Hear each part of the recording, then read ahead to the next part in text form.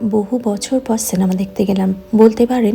দেশের বাইরে আসার পর থেকে এটা আমাদের প্রথমবার।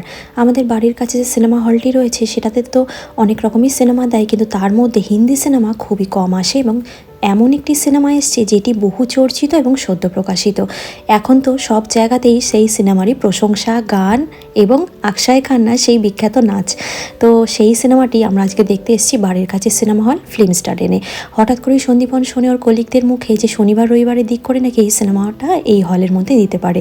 তো আমরা সেই মতনই এদের ওয়েবসাইটে চোখ রেখেছিলাম, দেখলাম সিনেমাটা এসছে এবং টিকিটের দামও বেশ কম আছে। এখানে না হিন্দি সিনেমা খুব কম দেয়, সাউথ ইন্ডিয়ান মুভিটাই বেশি দেয়, আর ইংলিশ মুভি তো রয়েছে, তার সাথে সুইডিশ মুভিই চলে। হলটা বেশি বড় নয়, ছোটোখাটো হল, আর এখানকার মানুষ না খুব বেশি পরিমাণে হলে মুভি দেখতে যায় না, তাই হলটা খুব বিরাট যে জাঁকজমকপূর্ণ তা নয়। তবে ক্রিসমাসের জন্য চারপাশটা ভীষণ সুন্দর করে সাজিয়েছে। আমরা এসেছিলাম রাত্রির 8টার শোটা দেখতে, একটাই শো ছিল আর রবিবার পুরো হল বুক ছিল।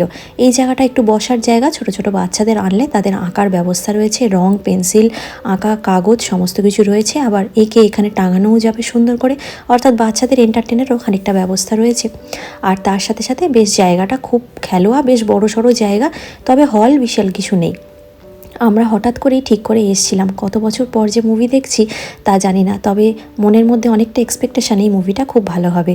হলের ভিতরে ঢুকে দেখলাম কানায় কানায় পুরো একদম হল ভর্তি। এত ইন্ডিয়ান মানুষ যে গথেনবার্গে থাকেন এ আমার জানা ছিল না। আর এখন সেই বহু প্রতীক্ষিত চর্চিত মুহূর্ত এবং সেই নাচ, সেই গান অদ্ভুত লেগেছে শুনতে। এই সোয়াগ অক্ষয় খান্নার এত বছর পর কামব্যাক অদ্ভুত সুন্দর লেগেছে এই সময়টা। তো এখন বাজে রাত্রির 11:30 প্রায় বেজে গেছে।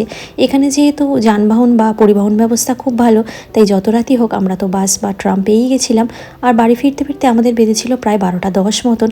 তবে এত রাত্রেও এনার্জি ফুল ছিল মুভিটা দেখার পরে। সত্যি কথা বলতে 3.5 ঘন্টার এত লম্বা সময়ের মুভি কিন্তু আমাদের একটুও বোর করেনি। প্রত্যেকের অভিনয় একদম 100-এ 100%।